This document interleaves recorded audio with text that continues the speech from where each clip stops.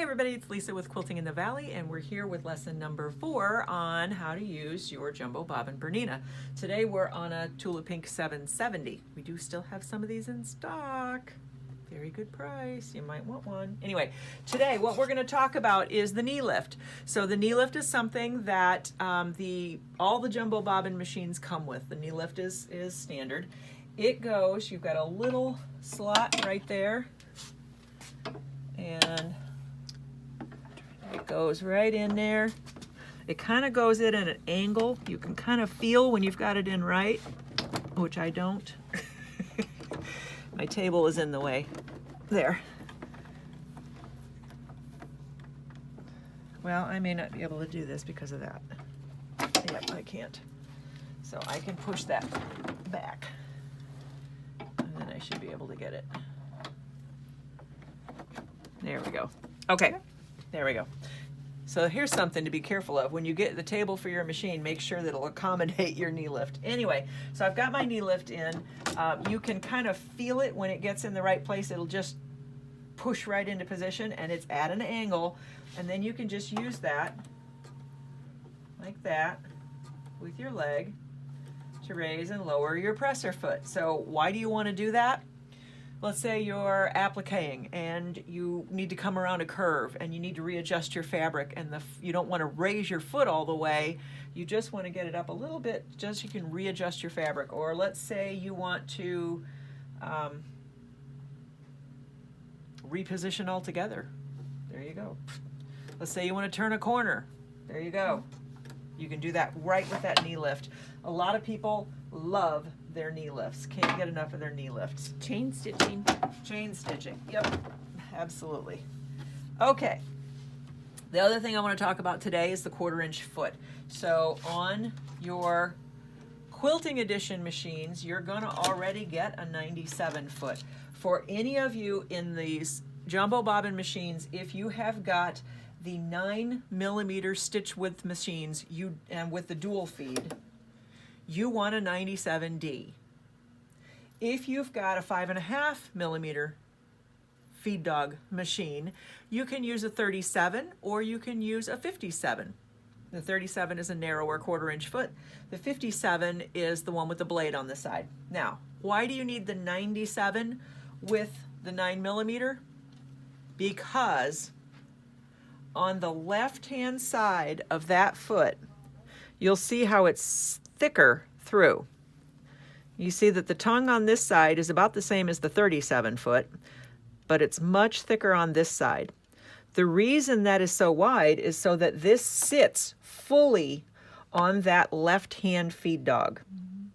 So it will pull your fabric through better. So if you are using a 37 or a 57 on your 9mm stitch width machine, that left tongue is sitting on the inside of that feed dog, not fully on it. So that can make a little differences in how your fabric feeds.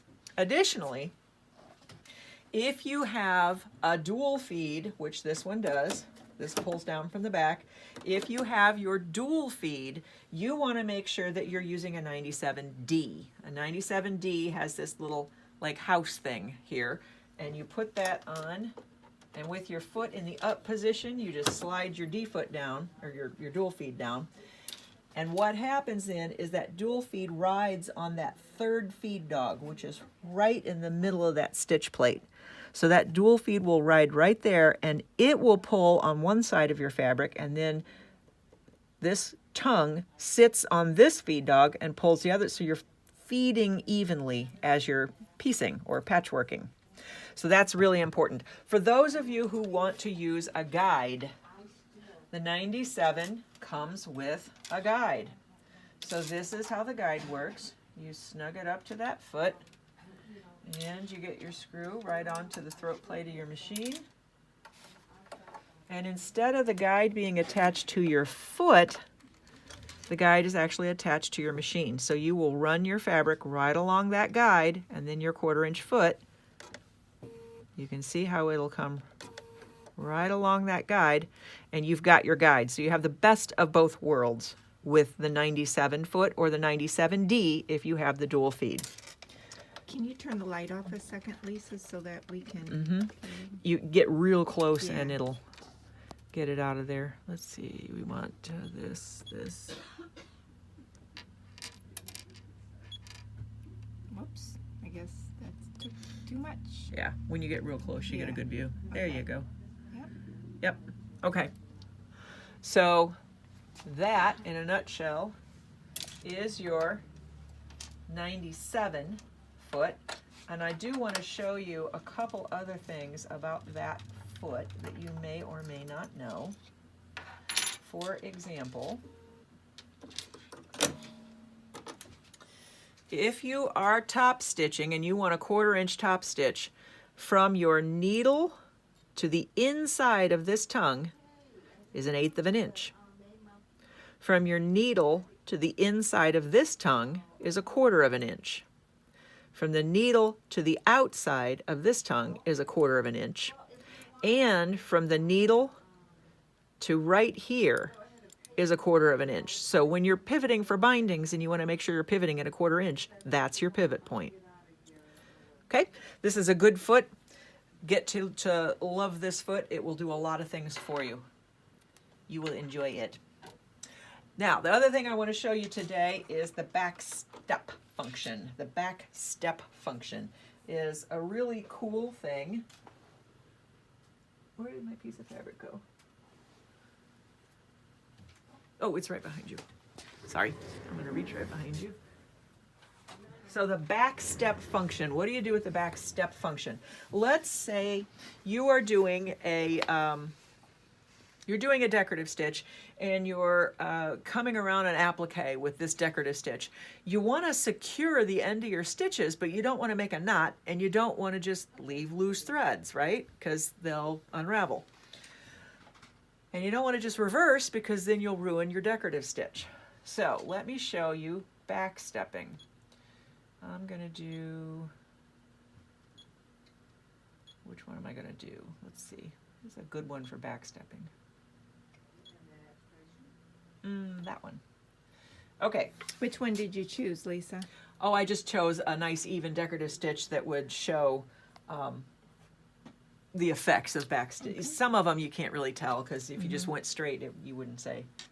But on this one, you'll be able to tell. Okay, so here I am in this stitch. I'm going to open up my information screen, and this little symbol is down here for most the 5, 7, and 8 series machines. So this little thing right here, I touched it, a yellow box went around it. That means that function is engaged. All right, so now I'm going to go ahead and stitch this. So it's stitching forward at the moment.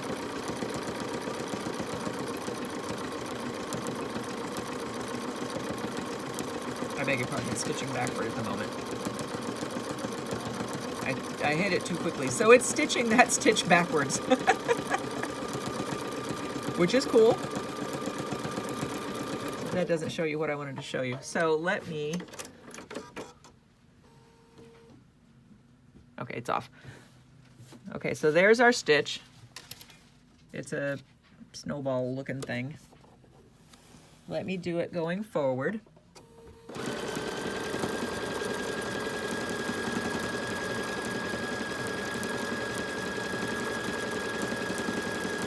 And if, I don't know if you guys know this, but on the screen, the tracker ball will tell you where you are in any given stitch, which is kind of a cool thing. That little tracker ball has shown what we're doing. I'm going to get to the bottom of this one, and I'm going to stop. Now, I touch the back step, and I've got my pattern end on, and now I'm going to stitch, and it's going to go backwards right over the previous stitching that I did. So it'll double stitch those. And then I cut my thread. You can see that my pattern isn't just stitched over the top of, it went around the same pattern. So I don't have a messy look, but my stitches are secured, so I don't have to worry about my stitches coming out. That's a lot of stitching in there. Maybe we can find a better example. Let me find one that's got maybe a little less stitching in it. How about,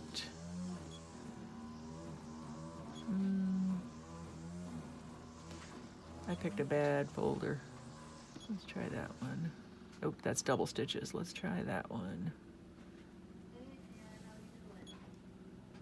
How about that one? That's pretty simple.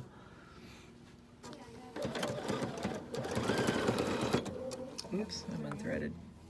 I was unthreaded. Oh no.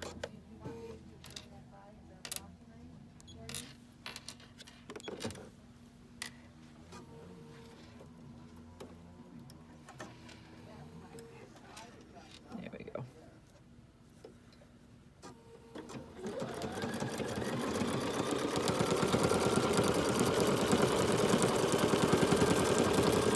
There, that's a good example.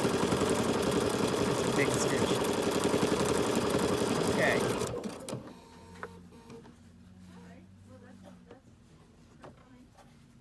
We'll get to the end of that. Okay, now I'm going to go to the I button, touch my back step, and then here we go.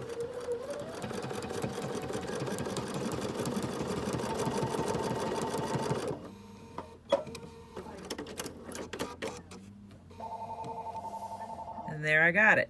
So I went right over my previous stitching, and I've secured that. So I don't have to worry about that coming unraveled over use because it's secured. Pretty cool. That again is your back step. So that's that symbol right there. If you are in a 400 series machine, you go to it in a different way. So to get to that same thing, you can do it here too. To get to that exact same thing, you can go to your settings, to your utility stitch, to the little, I like to call it the lobster claw, and then to your reverse button. And you can turn your reverse button into a back stitch, back step, right there. Easy peasy. So now every time I hit this button, it's going to be a back step, not just a reverse stitch. And it'll just do that from now on, which isn't a bad deal. I mean, if you're doing straight stitching and you want to do a back step, that's not a bad deal. That would be a good thing to do. So nice function, good way to secure when you're doing decorative stitches and you're worrying about the tails coming loose. Blanket stitch, buttonhole stitch, applique stitch, any of those, good thing to use. That's our 3 things for today. We'll see you tomorrow. Bye.